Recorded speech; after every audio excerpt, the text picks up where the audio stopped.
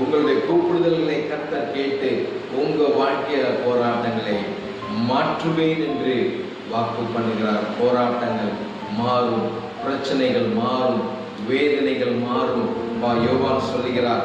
யோவான் 16ஆம் அதிகாரம் 24வது வசனம் இவ்வாறாய் சொல்கிறது, இதுவரைக்கும் நீங்கள் என் நாமத்தினாலே ஒன்றும் கேட்கவில்லை, கேளுங்கள், அப்பொழுது உங்கள் சந்தோஷம் நிறைவாயிருக்கும்படி பெற்றுக்கொள்வீர்கள். இப்போ புரியுதா?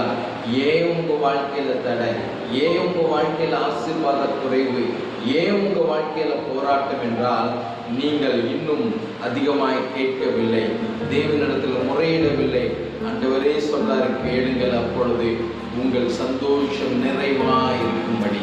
ஆமென். திவசந்தார் கத்தரா இந்த நேரத்திலிருந்து, இந்த நிமிஷத்திலிருந்து கர்த்தரை நோக்கி கூப்பிட ஆரம்பிங்க. கர்த்தர் உடனே